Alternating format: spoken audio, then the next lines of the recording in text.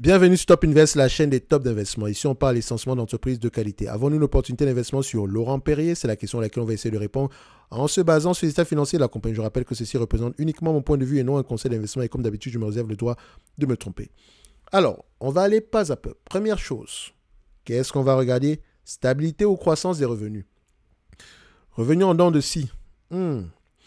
C'est une compagnie qui exerce ici dans le consumer staple, donc techniquement, vu ce type de secteur, on s'attend à des revenus à peu près stables. Beverage ici, donc dans ce type d'industrie, donc l'industrie des boissons, on s'attend à des revenus stables. Pourquoi est-ce qu'elle a des revenus qui ressemblent à peu près à une compagnie cyclique? Est-ce qu'elle a vendu certains segments d'activité? Est-ce qu'elle a fait des acquisitions? Il me semble que la réponse n'est pas exacte. Donc, quand je regarde ce genre d'entreprise ici, vu le type de revenus, il faut déjà que je fasse attention. Le multiple que je vais payer ici ne sera pas très élevé. Marge brute. Ici, on a des marges brutes qui avaient tendance à être aux alentours de 47%. Aujourd'hui, on se retrouve à 56%. Et ce n'est pas la première fois. Pourquoi est-ce que les marges brutes augmentent? C'est la question qu'on devrait se poser. Et est-ce que c'est durable? Parce que mon but ici, quand j'investis sur une compagnie, c'est d'avoir des marges brutes stables. Parce que si marge brute n'est pas stable, marge EBITDA également ne va pas aller dans le même sens. Et est-ce que marge EBITDA va dans le même sens que marge brute? On pourrait se dire que oui, mais la question qui revient toujours, est-ce que c'est durable? Peut-être qu'ici, le process en termes de fabrication, voilà, on a des prix, on a la capacité de maintenir les prix à ces niveaux-ci. Et si c'est le cas, peut-être que les marges actuelles sont intéressantes. Mais si les marges actuelles sont exceptionnelles, il faut faire attention. Moi, j'aime bien déjà regarder une entreprise qui a des marges stables et croissantes, sinon stables au moins dans le futur, dans le passé. Et ça nous permet ici de pouvoir extrapoler un tout petit peu dans le futur. Je vous dis toujours que je ne cherche pas à avoir précisément raison, mais le moins tort possible. Donc, quand je vois des marges de 56%, ça me plaît. Quand je vois des marges EBITDA de 29% ou 30%, ça me plaît. Mais le plus important pour moi, c'est de savoir est-ce que c'est durable? Parce que je ne veux pas avoir du 30% comme hier et me retrouver avec du 20% demain. OK? Faites très attention. Donc, votre rôle maintenant, si Laurent Perrier vous intéresse, c'est aller voir si les marges actuelles sont durables. Et le management le mentionne généralement ici. Si vous entendez qu'on a eu un effet prix alors que l'effet volume diminue, faites attention. Si vous entendez que oui, on va revenir à de meilleurs comparables ici, faites attention. Donc, ici, c'est déjà à prendre avec des pincettes. J'aime ce que je vois, mais tout va dépendre de la durabilité. Et on ne peut pas y répondre si on ne lit pas les rapports financiers. OK? Je continue. Net income, est-ce que ça va dans le même sens que EBITDA? Déjà.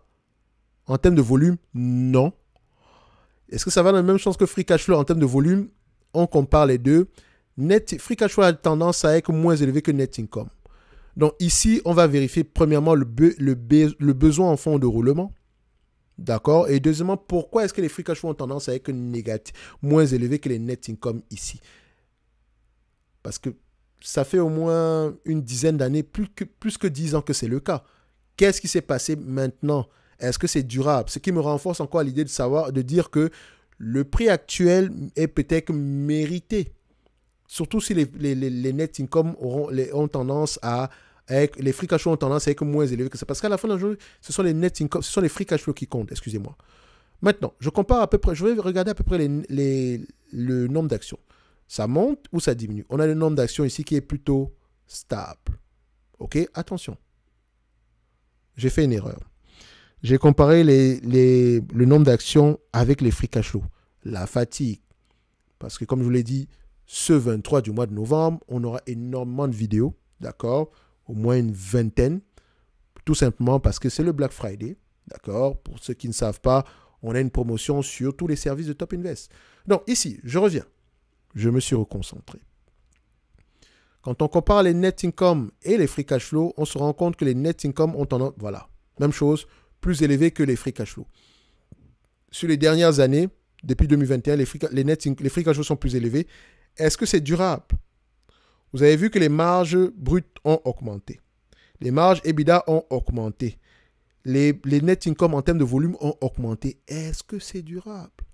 Et on sait également que les free cash flow ont tendance à être moins élevés que les net income. Donc, faites très attention. Donc, quand je vais évaluer cette compagnie, je prendrai les net income. Margin. Les net income ici, qu'est-ce qu'on a? On a à peu près des marges net income ici et je vais à peu près normaliser les résultats. Je ne cherche pas à avoir précisément raison. Je ne sais pas si l'entreprise est très suivie ou pas du tout. C'est une capitalisation boursière à 700 millions ici. C'est une marge à peu près, disons, de 10%. Si on prend à peu près les 10 dernières années, on a du 10% par là. Donc les marges actuelles, si je ne lis pas dans les rapports financiers qu'on a des marges, qu'on s'attend à peu près à des marges de plus en plus élevées dans le futur, etc., si mon degré de confiance n'est pas assez élevé, je ne prendrai pas les marges actuelles. Il faut faire très attention. OK? C'est peut-être la raison pour laquelle l'entreprise a tendance à s'échanger à des forward PI très peu élevés. Donc maintenant, est-ce qu'on a des analystes ici sur ce dossier-ci en termes de net income? Ils s'attendent à quoi? Voilà, en année N+3. J'aime bien prendre 3 ans maximum. 1, 2023, 2024, 2025. Enfin, techniquement, ici, il faudrait voir si c'est en année N+1, ce n'est pas 2024, 2025 et 2026. Disons que c'est 2026. N+1. Vous voyez ici qu'avant, c'était 61 millions. Là, c'est 60 millions. Je vais prendre ici les revenus. OK? En consensus, N+2.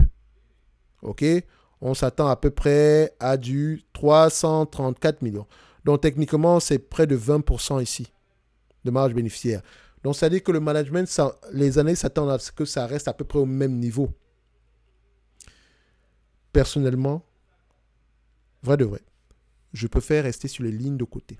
Me dire qu'on peut avoir les revenus de 334 millions par là. Tant mieux. OK? Tant mieux si on a 334 millions ici.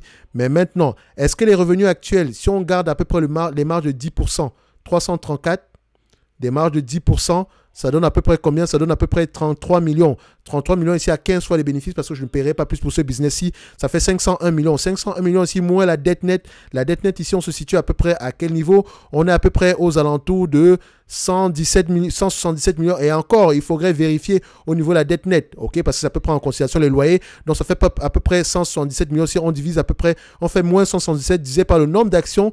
On a un nombre d'actions ici à peu près de combien? On a un nombre d'actions à peu près de 5 points, disons 6 millions d'euros d'actions ici divisé par 6. Ça fait à peu près 54. Donc, je ne paierai pas cette compagnie, ça a plus de 54 millions, à 54 $ l'action. Et encore, si on prend 33,4 ici, divisé par le nombre d'actions, divisé par la capitalisation boursière actuelle à 710 millions ici, on a à peu près un rendement sur coût de 4,7%. Donc, le 4,7% ici, pour moi, je dis que ce n'est pas assez élevé. Donc, pour moi, Perrier, il faudrait faire très attention à Perrier, à Laurent Perrier ici.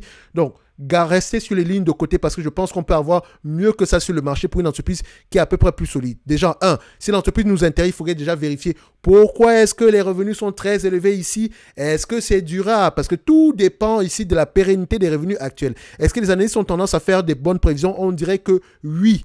Ici, mais n'oubliez pas que les free cash flow ont tendance à être moins élevés que les net income. Donc, faites attention avec le multiple que vous allez avoir tendance à payer. Je vais rester sur les lignes de côté. Je dirais que mon avis sur Laurent Perrier, je dirais 60 € déjà, on commence par là, on commencera à y réfléchir à ce niveau-là. Ce n'est que mon point de vue et non un conseil d'investissement. N'oubliez pas, en lien dans la description de la vidéo, vous avez le service ici, la top newsletter, où on partage généralement ici des analyses sectorielles. Et au niveau ici du premier commentaire épinglé, vous aurez à peu près la promotion sur les services ici de Top Invest par rapport au Black Friday jusqu'au 23 du mois de novembre. Et on se donne rendez-vous sur la prochaine vidéo. Merci.